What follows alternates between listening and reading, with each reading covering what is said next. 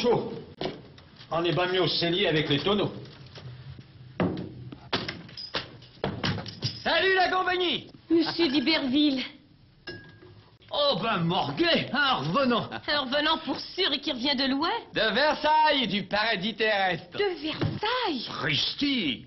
Apparence que vous avez mouillé l'encre en cachette. Je suis le premier débarqué. Eh ben, faut que je vous dise, vous avez fière allure. Y a de quoi? Je suis plus le même homme. Plus le même homme? Mais t'as pas changé d'un poil, mon gars. Ah, c'est toi qui le dis, non? Vous parlez à un enseigne de vaisseau de Sa Majesté. Non. Ben Morguet, tu l'as pas volé, c'est moi qui te le dis. Madeleine, faut servir à boire. Et du meilleur. Aux nouvelles enseignes de Sa Majesté. Sur l'heure, monsieur Nolan. Moi, je descends jusqu'au port quérir des marchandises, je remonte tout de suite. À tout à l'heure. C'est un honneur d'avoir à servir un invité comme vous, monsieur d'Iberville. Qu'est-ce que ce sera? Une bonne rasade de cidre ferait mon bonheur. Je meurs de soif. J'en ai là du bon et du bien frais. Attendez.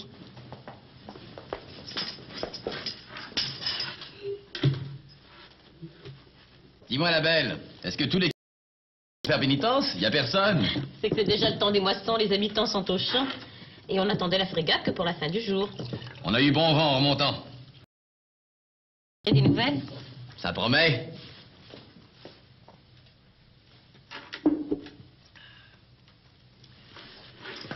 Dis-moi, joli aubergiste.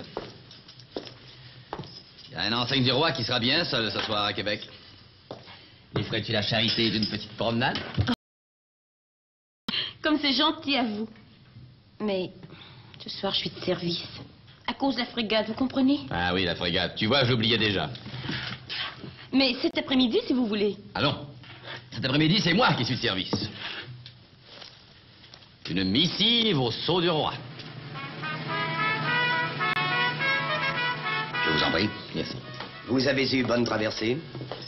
Temps radieux, mais vent d'ouest. Nous avons mis 3 mois. Donc entièrement au service de Sa Majesté. C'est un honneur, Excellence. Que comptez-vous faire maintenant? Servir en tout et pour tout Sa Majesté très chrétienne, le roi de France. Que Dieu vous garde dans ses bonnes intentions. Mais dans l'immédiat, quels sont vos projets? Tout d'abord, revoir ma famille. C'est juste et légitime. Au fait, une grande surprise vous attend à Villemain. Vraiment, Excellence. L'état d'esprit de vos compatriotes a bien changé depuis l'arrivée du nouveau gouverneur de Montréal, M. de Calière. Le ministre de la Marine, le marquis de Seignelay, a fait devant moi l'éloge du nouveau gouverneur. Ah, le marquis de Seignelay. Voilà un homme qui a hérité de la clairvoyance de son illustre père, le grand Colbert. Vous verrez. Maintenant que M. de Calière est en poste à Montréal, l'ordre règne et la population est heureuse.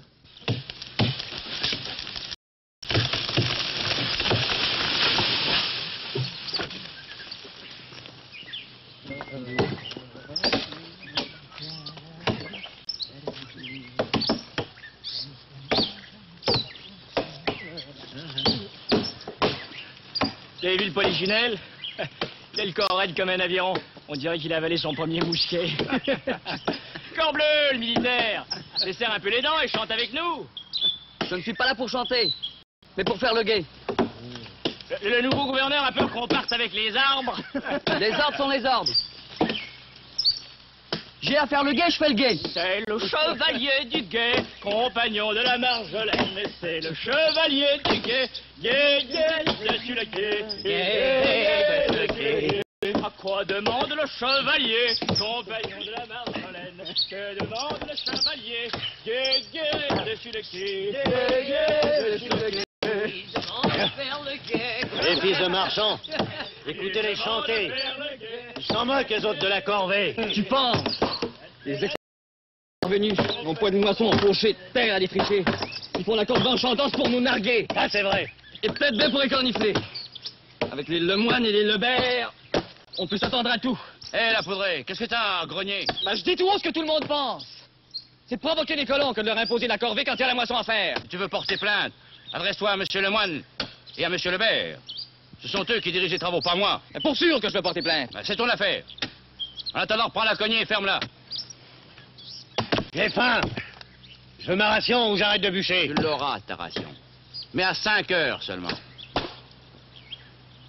Il nous reste une demi-heure. Au travail. J'arrête de bûcher que je dis. Le sieur, reprends ta cognée, c'est un ordre.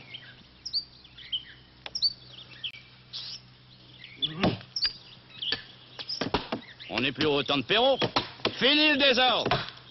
Monsieur de Calière vous a la bride, mes gaillards. Et la palissade sera flanquée de 4 bastions.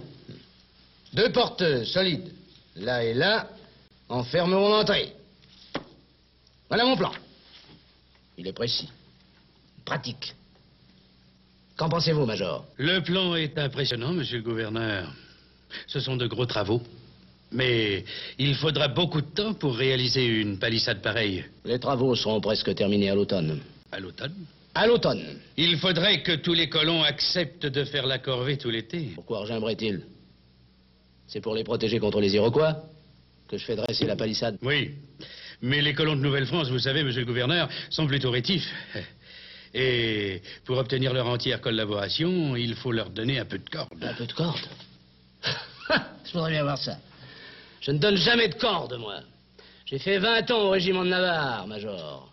J'ai appris à obéir avant de demander. Oui, mais ces Canadiens ne sont pas des militaires, ce sont des paysans. Et plus têtus que vous ne croyez. Décidément, Major, vous m'étonnez. Vous n'êtes jamais d'accord. Vous avez toujours un mais à me flanquer à la figure. Mais, monsieur le gouverneur... Et qu'est-ce qu'ils veulent, aux Canadiens?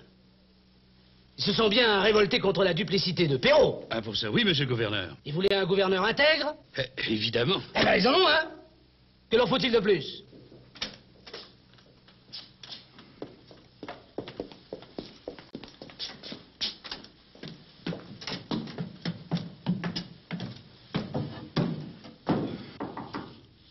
Entrez.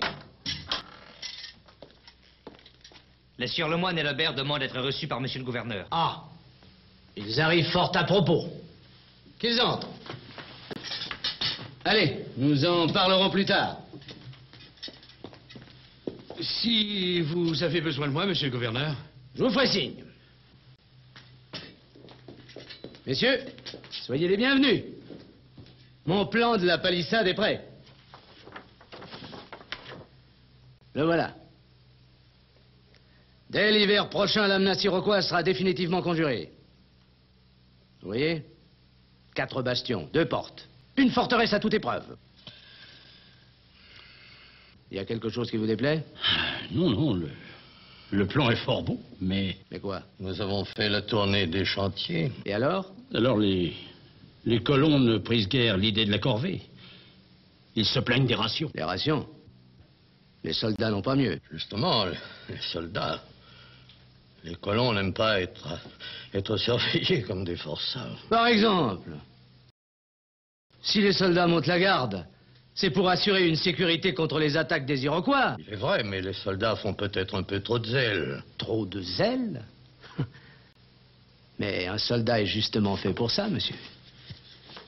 Quand il cesse d'en faire, on le licencie. Peut-être, monsieur. Mais il y a pire. Les colons voudraient profiter de la bonne saison pour rentrer les récoltes. Car la saison des pluies approche. À cela, je ne puis rien. Ils pourraient être de corvée à tour de rôle. Ça leur permettrait de travailler au champ. Je compatis. Mais la sécurité avant tout. Si les Iroquois nous exterminent cet hiver, à quoi serviront nos moissons? Je te baille ma chemise que le blé va rouiller. Corbleu de morgué. Là qu'on est même plus mettre sur nos terres. La pluie va ruiner nos récoltes. Eh là-bas, vous autres, c'est pas une station. Avalez votre soupe et au travail. De la soupe. Ils appellent ça de la soupe. Bah, tu me fais croire que t'en manges la meilleure à ta table, poudré? Et dire qu'il y a du gibier partout à Mont-le-Bois. Si seulement j'avais mon mousquet.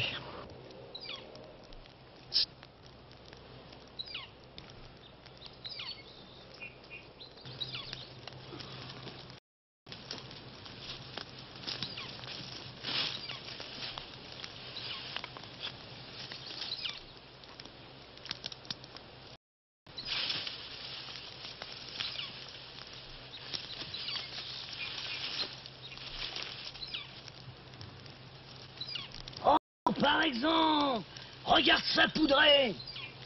Du vrai brouet de sauterelle. Corbleu de morgué. Un cochon en mangerait même pas.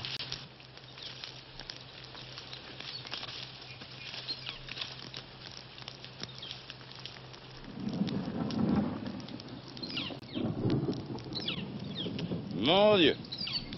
Faire tant de bruit pour une sauterelle. Les moines s'en régalent dans le désert. Bah, tu sauras qu'on n'est pas des moines, nous autres, couillards. Puis des sauterelles, je veux pas en manger, puis je veux pas en nourrir non plus. Quand je pense que mon blé est encore debout, engraisser des sauterelles plutôt que de nourrir ma famille, c'est pas sur des arbres que j'ai envie de cogner.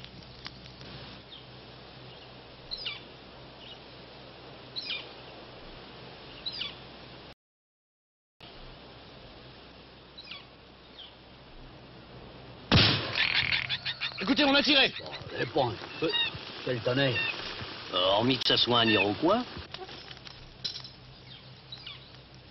Poudré. Où est Poudré? Poudré? Je sais pas. Poudré! Animal. J'ai plus mon fusil, je risque le cachot. Poudré! Poudré! Poudré!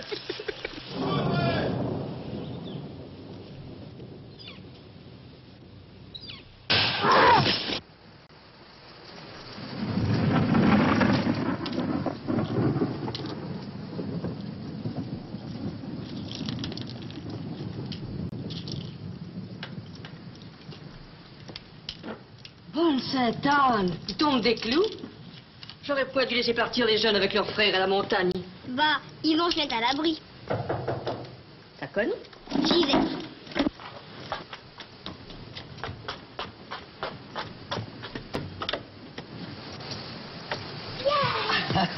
Enfin! Ah, ça m'a paru une éternité! Pierre! Mon grand! J'ai cru que tu ne reviendrais jamais. Mais voyons, mère, dire une chose pareille. Ben, tu es plus fort que moi. Tu n'as pas changé. Moi non plus, tu sais. Je croyais que le vieux pays... Oh, le vieux pays. C'est ici que je suis vraiment chez moi. Dis, Pierre, tu m'as apporté un cadeau. Les cadeaux, il y en a pour tout le monde. Mon gros ballot est resté au quai. Mais où sont les autres? À la montagne, en train de bûcher. Le gouverneur a mis tout le monde à la corvée. Il veut entourer la ville d'une palissade. C'est donc ça? Personne au quai, personne à la place d'armes? Oh, mais t'es trempé comme un canard. Je vais faire une attisée. Ah non, laisse-moi faire. Il y a des mois que je ne sais que faire de mes 10 doigts.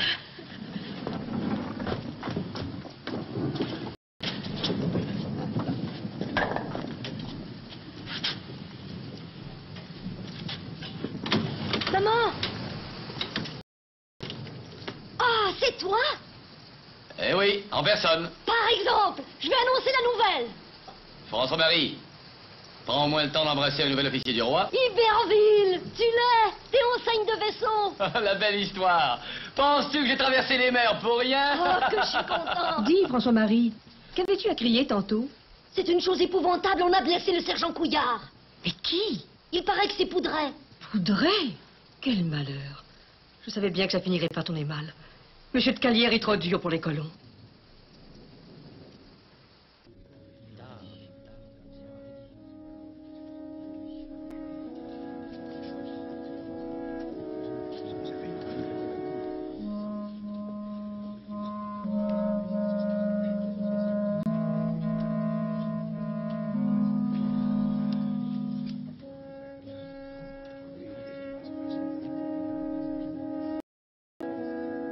Il semble évident que c'est Poudret qui a tiré.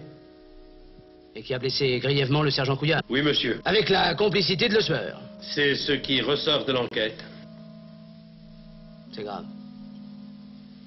Très grave.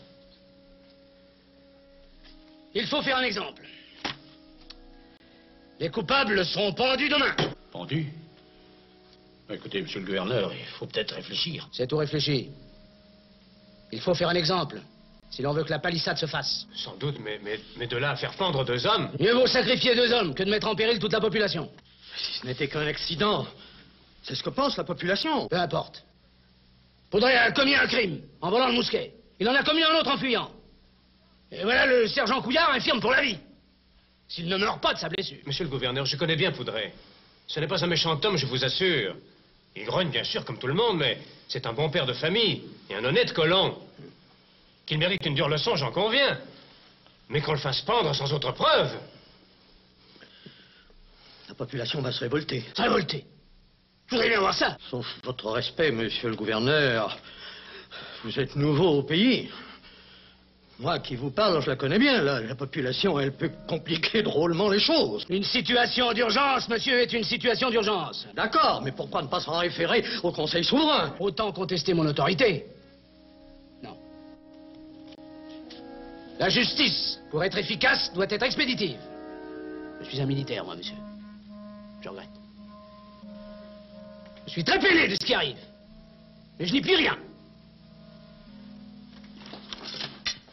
Monsieur de Calière, gouverneur de Montréal et représentant de Sa Majesté.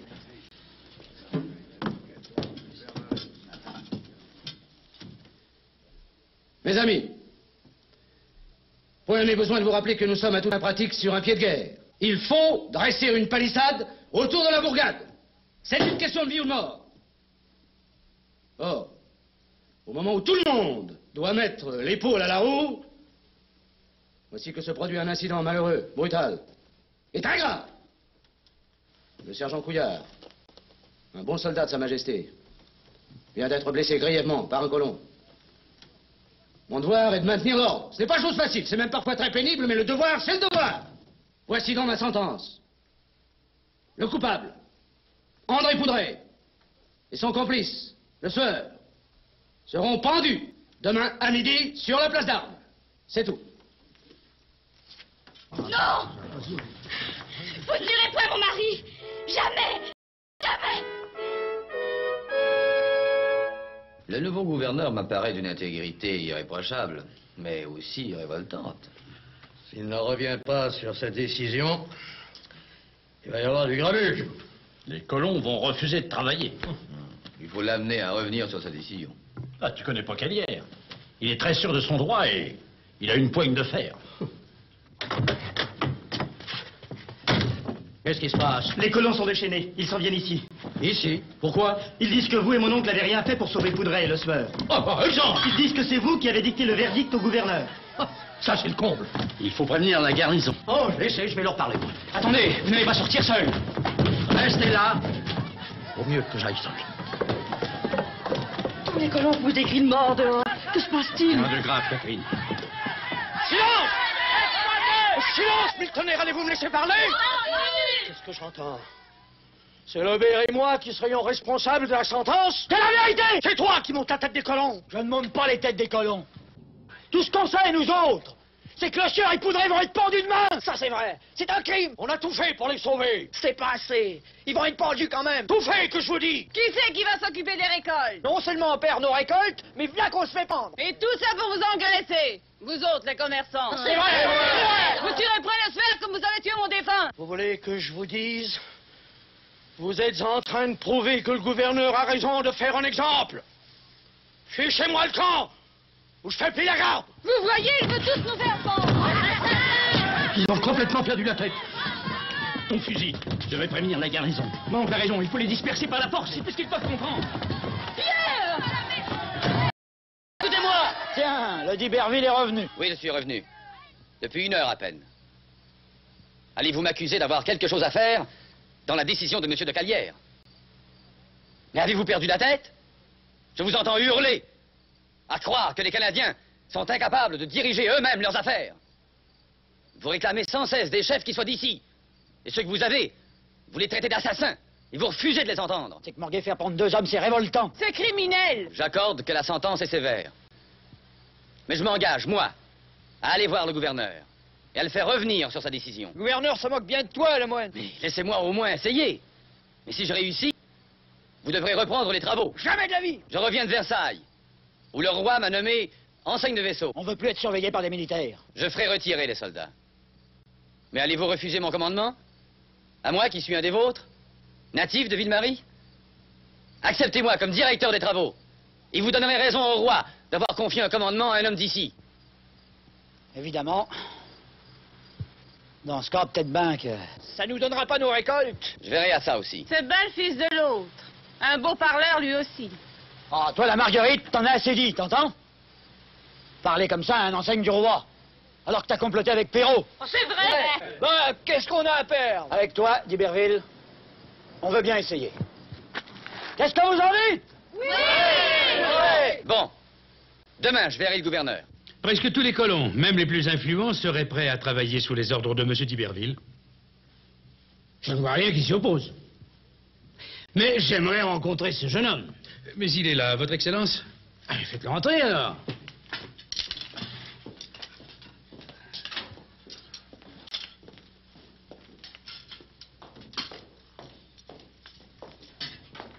Monsieur, c'est donc vous le nouvel enseigne de vaisseau? En effet, monsieur le gouverneur. Je viens de recevoir mon grade à Versailles, des mains même du marquis de Seignelay. Félicitations. Merci, monsieur le gouverneur. Le major Bizarre m'a beaucoup parlé de vous. Il paraît que les colons seraient disposés à vous faire confiance. Je le crois, oui. En ce cas, mon ami, l'entreprise est à vous. Le major vous a fait part de mes conditions? Conditions? J'accepte la responsabilité des travaux à condition que la sentence de Poudret et de Le Sueur soit commuée. C'est du chantage, monsieur. Je ne vois pas. Vous me proposez une tâche et moi je pose mes conditions. Voilà tout.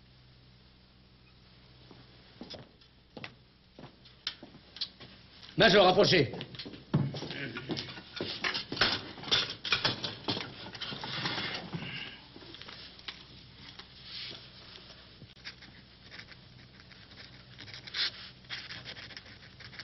Croyez-vous que c'est moi encore qui devrais lire cette proclamation à la population? Y a point à dire. Est-ce qu'Iberville vous a la parole en bouche? Ah ouais, mais Callière, c'est un vrai dragon de justice. Il est venu au monde dans une armure. Silence! Silence, tout le monde! Voici la proclamation que le gouverneur de Montréal me demande de vous lire. Le sieur Pierre Lemoine d'Iberville, enseigne de vaisseau, se voit par les présentes confier le soin de diriger les travaux de construction de la palissade de Ville-Marie. Ce n'est pas tout. Le gouverneur, dans sa grande bonté, ajoute ceci. En considération de représentations qui lui ont été faites, le gouverneur a décidé de commuer la sentence de mort. Poudret et Le Sueur en une année entière de détention en les cachots de la garnison. Vive